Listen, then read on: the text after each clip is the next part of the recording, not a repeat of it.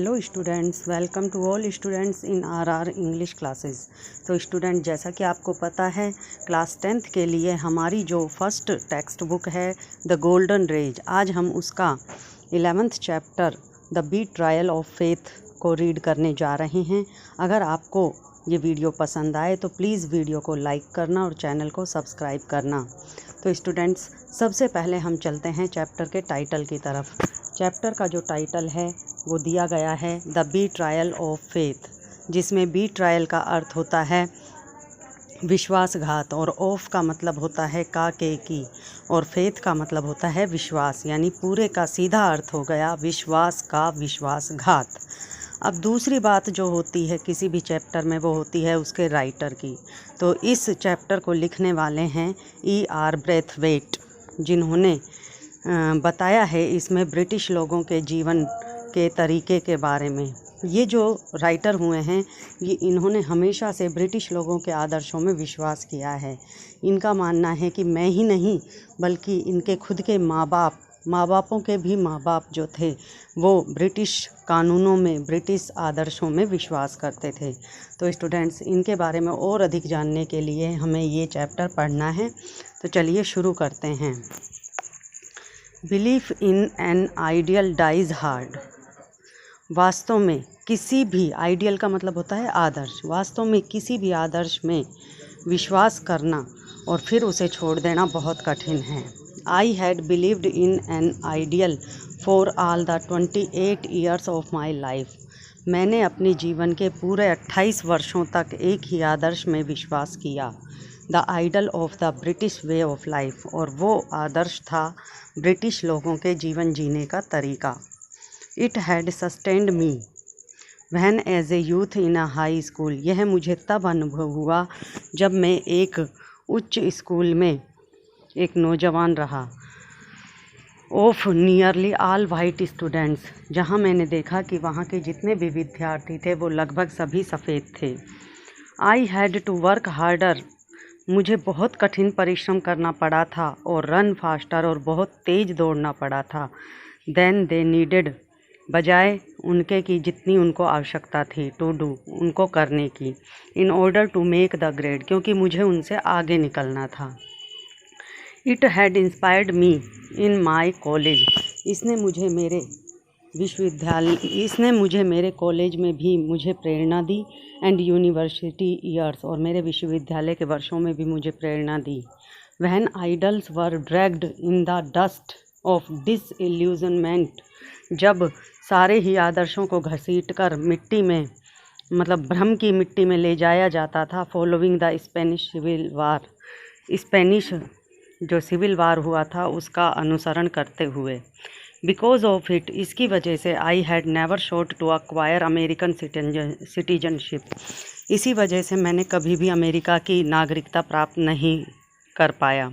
And when, और फिर जब, आफ्टर ग्रेजुएशन, मेरे स्नातक पूरी होने के बाद, and 2 years of field work in Venezuela, और वेनेजुएला में 2 वर्ष तक कार्य करने के बाद, I came to England for post graduate study in 1939, मैं इंग्लैंड में 1939 में पोस्ट ग्रेजुएट की एक अध्ययन करने के लिए आ गया।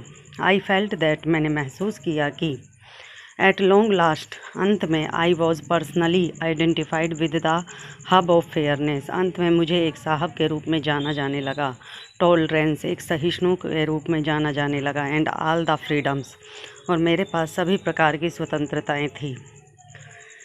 इट वॉज देयरफॉर, यह सब इसलिए था, विदाउट एनी हेसिटेशन, बिना किसी हिचकिचाहट के था, that I volunteered for service, मैंने कुछ स्वयंसेवकों के लिए भी सेवा की, with the royal air force in 1940, मैंने 1940 में रॉयल एयर फोर्स में भी एक स्वयंसेवक के रूप में नौकरी की। Willing and ready to lay down my life, मेरी इच्छा थी और मैं तैयार था मेरे जीवन को समर्पित करने के लिए, for the preservation of the ideal, आदर्श की रक्षा के लिए, which had been my lodestar, वास्तव में यही मेरा एक मुख्य लक्ष्य था। बट नाउ, लेकिन अब, दैट सेम आइडियल, वही मेरा खुद का आदर्श, was gall and wormwood in my mouth, आज वही मेरे मुंह में अटका हुआ है। The majority of Britons at home have very little appreciation of what, वास्तव में ब्रिटिश में या ब्रिटेन में मेजोरिटी प्राप्त करना एक बहुत ही बड़ी बात है। Of what that intangible yet amazingly real, लेकिन यह आश्चर्यजनक रूप से वास्तविक तथ्य है। एंड इनवैल्यूएबल एक्सपोर्ट, और यह बिना कीमत का कोई निर्यात है। The British way of life, वास्तव में ब्रिटिश लोगों का जीवन जीने का तरीका। मीन्स टू कर्नल पीपल, वहाँ के जो लोग हैं उनका साधन। And they seem to give little thought to the fantastic phenomenon of races, और वो शायद जातियों के बारे में बहुत ही कम जानते हैं। So very different from themselves in pigmentation, इसीलिए वो इस प्रकार के दाग धब्बों से शायद काफ़ी अलग हैं। एंड वाइडली स्केटर्ड जियोग्राफिकली, और वो भौगोलिक रूप से भी अलग हैं। Assiduously identifying themselves with British loyalties, वो अपने आप को ब्रिटिश लॉयल्टीज़ का एक भाग मानते हैं।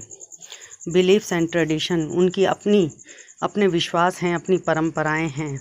This attitude can easily B observed, यह दृष्टिकोण आसानी से देखा जा सकता है। इन द वे, उस तरीके में, in which the coloured colonial will quote the British system of law, जिनको कि जो लोग की ब्रिटिश सिस्टम को अपनाते हैं। एजुकेशन एंड गवर्नमेंट, शिक्षा और सरकार। And will adopt fashions in dress, और जो ये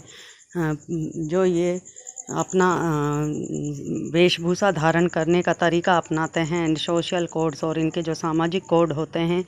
even though his knowledge of these things, यहाँ तक कि उसकी अपनी इन चीज़ों के बारे में जानकारी है। डिपेंडेड, वो पूरी तरह से आश्रित है। Largely on second hand information, दूसरे से प्राप्त सूचना पर। यस, हाँ, इट इज़ वंडरफुल, यह बहुत आश्चर्यजनक है। टू बी ब्रिटिश, एक ब्रिटिश बन जाना। Until one comes to Britain, जब तक कि कोई ब्रिटेन से आए। By dint of careful saving, बहुत सावधानीपूर्वक बचाया हुआ। और थ्रो हार्ड, और बहुत ही कठिन परिश्रम के द्वारा। वॉन स्कॉलरशिप, बहुत ही कठिन परिश्रम के द्वारा जीती गई scholarship. Many of them arrive in Britain, जिनमें से बहुत सी ब्रिटेन से आई हैं। To be educated in the arts, arts में शिक्षा प्राप्त करने के लिए। एंड साइंसेज, और साइंस में शिक्षा प्राप्त करने के लिए। And in the varied process of legislative and administrative government, और बहुत सी लेजिस्लेटिव और प्रशासनिक सरकारों के द्वारा दी गई हैं। दे कम, वे आई हैं, वे आती हैं। बॉल्स्टर्ड बाई ए फर्म, एक संस्था के द्वारा आई हैं।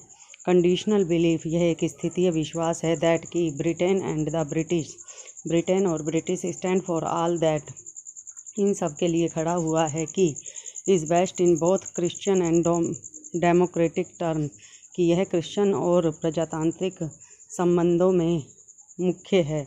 इन their naivety they ascribe these high principles to all Britons, ये सभी ब्रिटेन वासियों के लिए उच्च सिद्धांत देते हैं। विदाउट एक्सपेक्टेशन, बिना किसी आशा के। I had grown up British in every way, मैंने ब्रिटिश परंपरा को हर तरीके से अपनाया। माई सेल्फ, मैं खुद। माई पेरेंट्स, मेरे माता पिता। एंड माई पेरेंट्स, मेरे माता पिता के भी माता पिता। नन ऑफ अस न्यू, हम में से कोई नहीं जानता था। और कुड नो, और नहीं जान सकता था। Any other way of living, जीने का कोई और अन्य तरीका। ऑफ थिंकिंग, सोचने का कोई अन्य और तरीका। Of being, we knew no other cultural pattern, क्योंकि हम किसी और संस्कृति के तरीके को जानते ही नहीं थे। And I had never heard any of my forebears complain about being British, और ना ही मैंने कभी अपने पूर्वजों से ब्रिटिश के बारे में कोई शिकायत ही सुनी थी।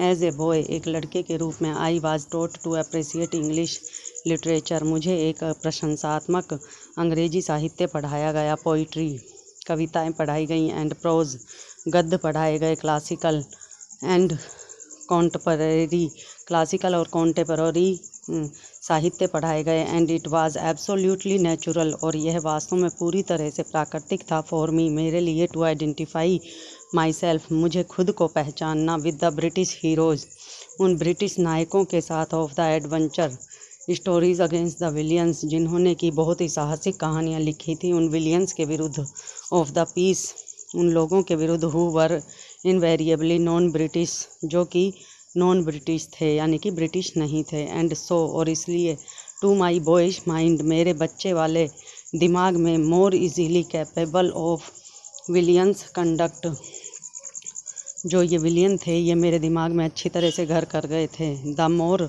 Selective reading of my college and university life was marked by the same predilection for English literature, मैंने जितनी भी कॉलेज और यूनिवर्सिटी में पढ़ाई की थी वो सब इंग्लिश लिटरेचर से ही संबंधित थी, and I did not hesitate to defend my preferences to my American colleagues, और मैं बिल्कुल भी नहीं हिचकिचाया जब मैंने अपने अमेरिकन साथियों के सामने मेरी जितनी भी शिक्षा थी उसको मैंने दोहराया। इनफैक्ट वास्तव में all the while in America, America में भी आई वर्जियसली रजिस्टर्ड, मैंने बहुत ज़्यादा विरोध किया any criticism of Britain, Britain की किसी भी प्रकार की आलोचना के लिए, ऑफ ब्रिटिश पॉलिसी, किसी भी ब्रिटिश नीति के लिए, even when in the privacy of my own room, यहाँ तक कि मैंने इसे अपने कमरे में प्राइवेट बनाकर रखा।